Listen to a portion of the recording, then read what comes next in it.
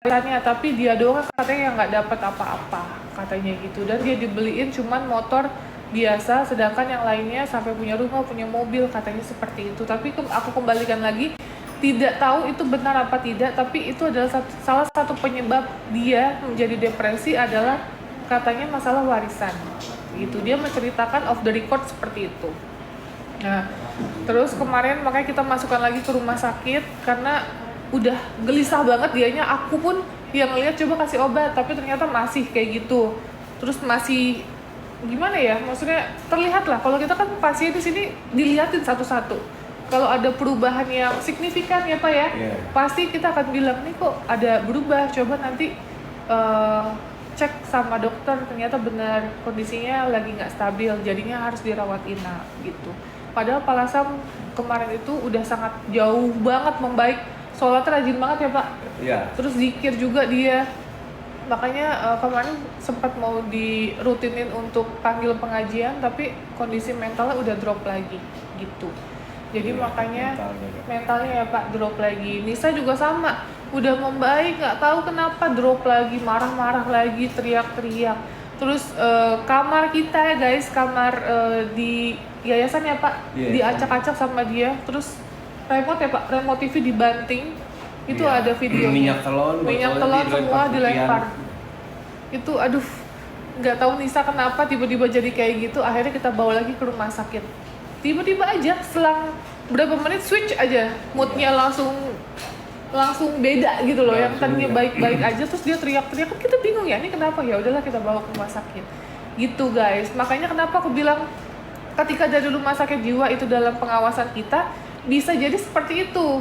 Nanti belum pulih 100% ya, masih dalam tahap pemulihan, tiba-tiba ada yang nge-trigger jadinya balik lagi gitu. Kalau dalam pengawasan kita langsung bawa ke rumah sakit guys, nggak usah nunggu babi bu, kita langsung bawa ke rumah sakit gitu ya.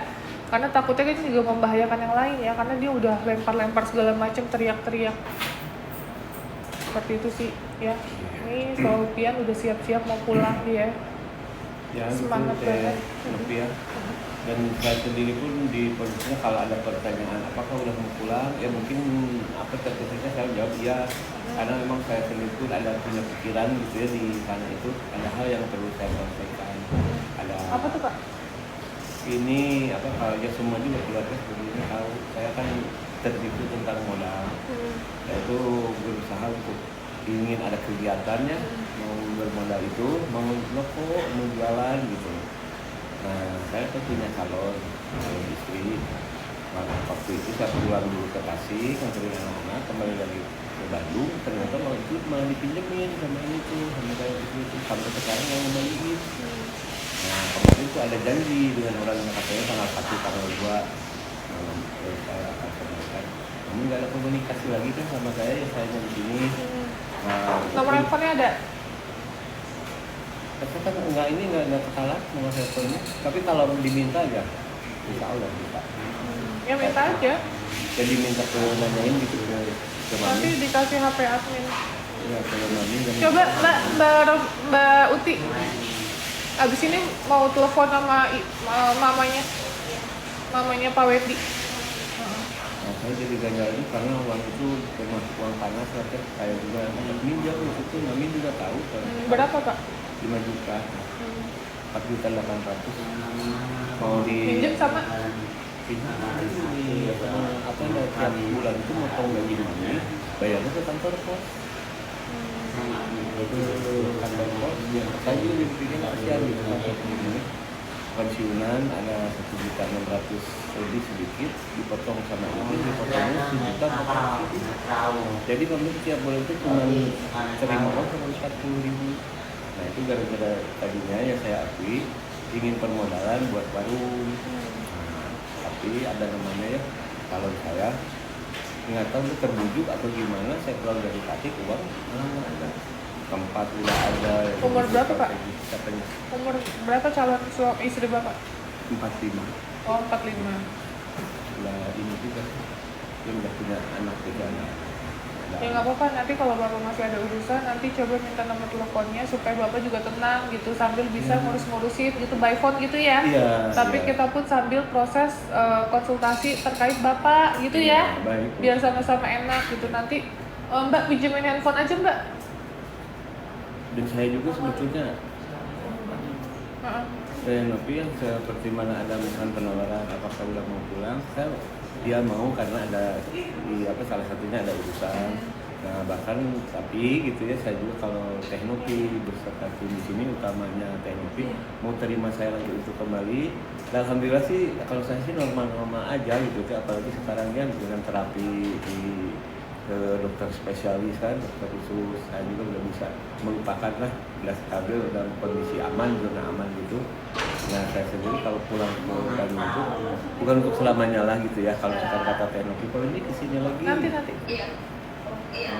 mau diminta datang lagi ke sini, insya Allah saya siap. Apa itu ya, saya misalkan tidak tercapai ingin jualan di warung gini gitu, saya juga ingin ada kegiatan teh. Nah, karena saya rasa ya saya kan yang menjalani itu ya. Kalau misalkan saya sekarang udah aman nih, sudah tidak teringat lagi alkohol, udah tidak cemas, bergelisah. Tapi kalau nggak ada aktivitas gitu kan, jadi bahasa Sunda mah diberang-berangkeun gitu kan. Iya. Gak apa-apa, nanti coba diomongin ya sama sama keluarganya. Kita sambil konsultasi juga sama dokter sama keluarga juga yang tadi saya cerita ya. Dan alhamdulillah adik saya suka ikut komen yang namanya Ranti Rukiana Dewi. Oh, di situ komen. Iya. Kita kan ada live streaming. Nah, jadi live streaming supaya transparan nih kita ngapain aja kegiatan-kegiatannya gitu, suka ngobrol di sini gitu. Nah, ternyata adik Bapak suka komen. Iya, adik. Suka ngeliat ya keadaan Bapak, yang penting sehat baik gitu ya Pak. Iya. Saya sih cuma pesen Pak, mau Bapak di sini, mau Bapak nanti di rumah pulang, pesan saya satu, jangan tinggalkan sholat. Kalau Bapak sholat, insya Allah Bapak dijauhkan dari hal-hal negatif. Tapi kalau Bapak sudah mulai meninggalkan sholat, nanti hal negatif akan tetap datang ke Bapak. Iya. Gitu ya. Itu aja sih Pak Wendy. Iya. Ya, dipagari dengan sholat, betul. Sopir udah pulang, Tio udah pulang, terus siapa lagi Kak? Rini udah pulang. Oh ya, Rini ya. Terus ada beberapa yang sudah pulang yang aku ngerasa udah sangat membaik awalnya nih ya. Rini tuh ngomong pulang setiap saat, setiap detik. Nah, akhirnya kita obatin terus kan. Nah, udah membaik tuh, dia ngomong pulang. Terus akhirnya kita sudah membaik, kita tanya Rini gimana, sudah sehat, sudah mau pulang? Iya, kalau sudah boleh dipulangkan, saya mau pulang gitu. Begitupun mohon maaf kalau saya sendiri ini pulang ini karena ada urusan dan kondisi pribadi saya merasa sudah stabil dan juga kalau menjadi baik bukannya tidak betah gitu, saya sangat nyaman, betah, enak ya dengan PT Ngopi juga dengan itu pada baik lah semuanya. Alhamdulillah ya Pak, yang penting di sini baik semua ya. Alhamdulillah baik semua. Oke.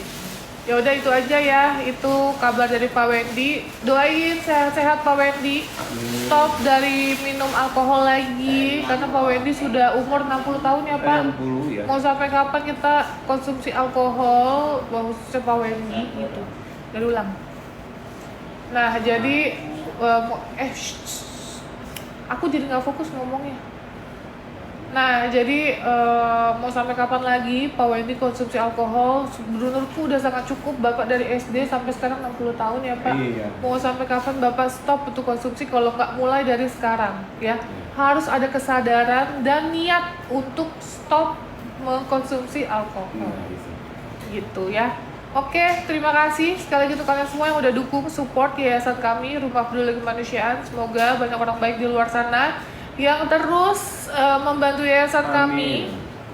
Dengan uluran tangan kalian kita bergotong royong membantu orang-orang yang membutuhkan di luar dan juga di dalam yayasan kami. Karena jujur kalau cuma saya sendiri, saya punya keterbatasan, gak akan bisa dan tidak akan mampu saya berdiri tanpa bantuan kalian semua. Makanya saya mau meminta tolong terhadap kalian semua yang menonton tayangan ini untuk membantu bersama-sama Yayasan Rumah Peduli Kemanusiaan tetap berjalan dan membantu sesama umat manusia yang membutuhkan tanpa melihat ras, suku, dan agama.